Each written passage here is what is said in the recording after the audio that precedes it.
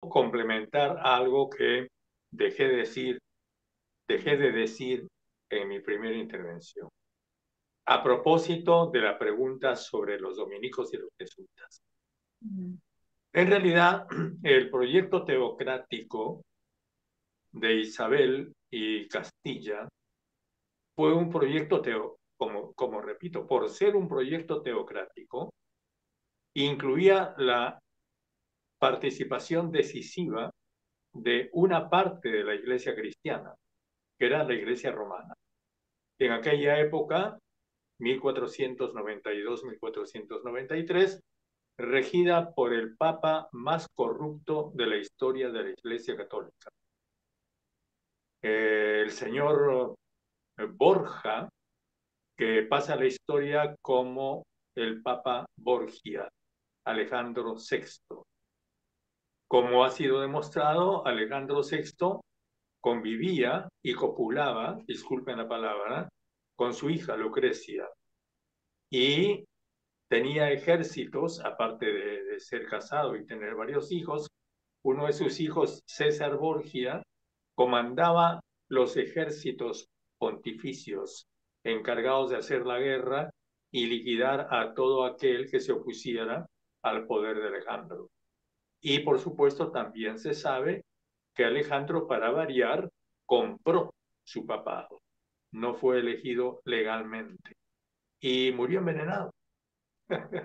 Murió para variar, porque el envenenamiento fue el gran, y el uso de los venenos fue uno de los grandes adelantos técnicos, tecnológicos de la época. Este papa, este señor Borgia, concede a través de varias bulas, especialmente dos bulas, el mundo a los castellanos. ¿Quién era él para regalarle el parte del planeta a los castellanos? A cambio de que, por supuesto, los castellanos impusieran la Inquisición, y aquí viene mi respuesta a la pregunta formulada, a cargo de los dominicos. Dominico significa Domine Can, el perro de Dios. Como ustedes comprenderán, el significado es obvio, ¿no? Bueno, y entonces así se conforma la que sería después colonia española.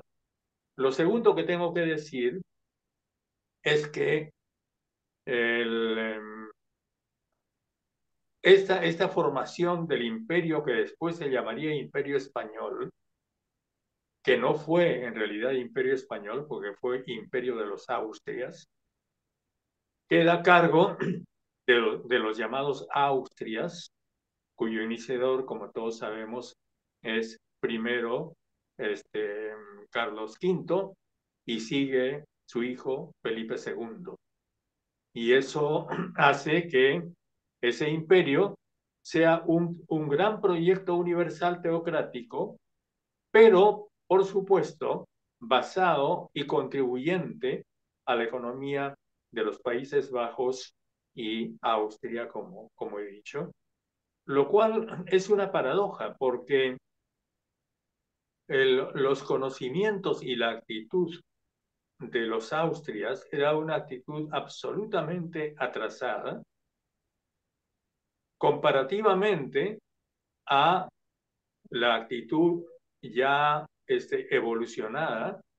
Ya sabemos que, por ejemplo, en Rotterdam estaba Erasmo, que era uno de los grandes sabios de la época, y a pesar de que el poder económico estaba centrado en toda esa región, eso no se tradujo en una, digamos, en una naturaleza más abierta y moderna del Imperio Español. Eso es algo que tenía que decir.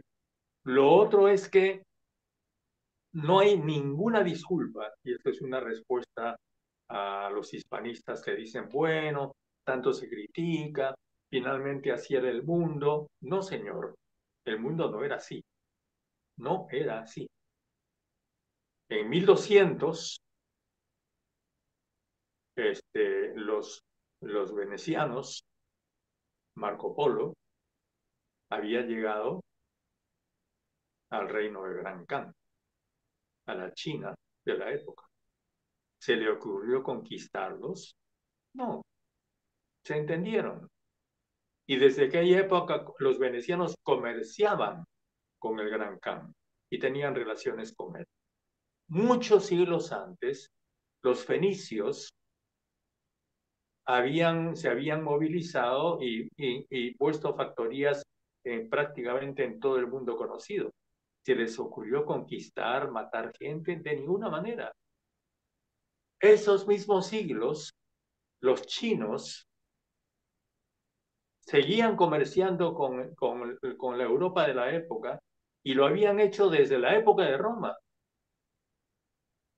Las matronas romanas vestían con sedas chinas. ¿Se les ocurrió a los romanos conquistar a los chinos? ¿O a los chinos conquistar a los romanos? De ninguna manera. Es decir, no hay ninguna justificación para el saqueo terrible, monstruoso, que ese imperio teocrático hizo en América. De ninguna manera. Y esa es una respuesta que siempre tenemos que tener frente a los hispanistas.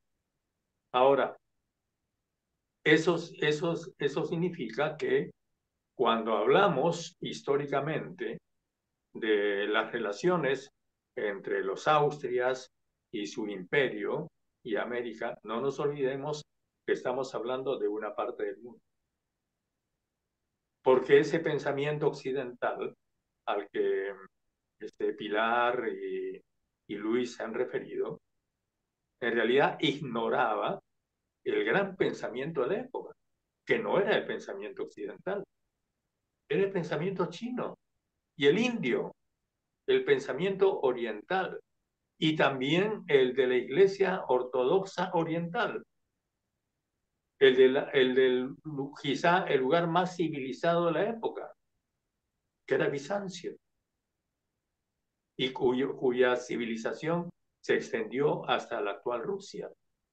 Entonces el mundo era mucho más complejo de lo que pensamos, y si a eso le añadimos aquellas pequeñas potencias europeas, pequeñas en la época, y que después ya no serían tanto, que habían sido marginadas y discriminadas en esta negociación criminal entre Alejandro VI e Isabel de Castilla, es decir, los ingleses y los portugueses.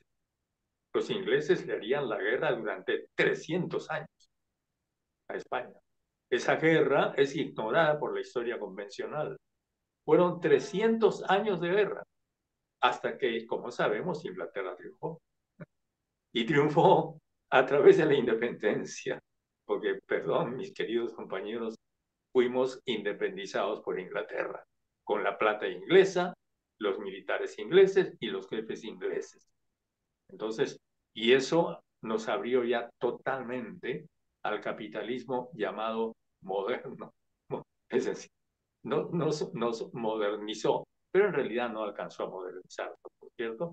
Porque como sabemos, tanto la actual España, heredera de Castilla, como nosotros mismos, todavía somos en gran parte una población medieval que vive en la Edad Media. Una última cosa que es interesante anotar, fortaleciendo la exposición tan interesante que hizo Luis.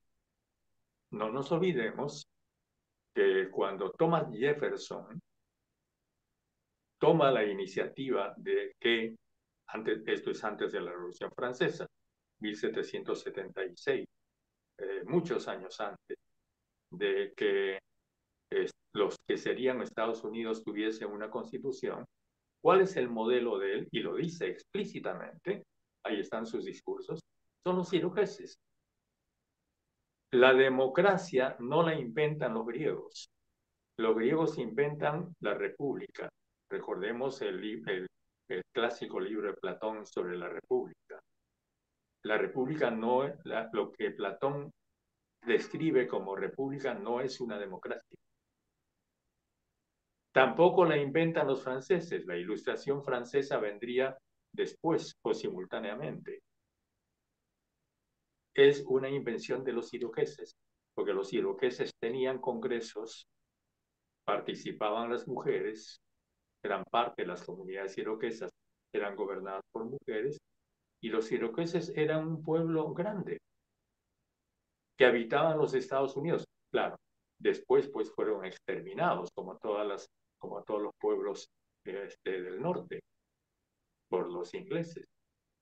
Pero es muy interesante establecer eso porque es otro episodio también desconocido por la historia convencional. Y finalmente los jesuitas. Los jesuitas se las ingenian, como sabemos, para llegar tarde. Ellos no querían comprometerse en el exterminio de América. Tenían otro punto de vista y llegan mucho después de los dominicos. Y llegan renunciando a ser acompañados por soldados. En los primeros contratos y convenios que los jesuitas hacen para evangelizar América, establecen claramente que los sacerdotes jesuitas nunca serán acompañados por soldados.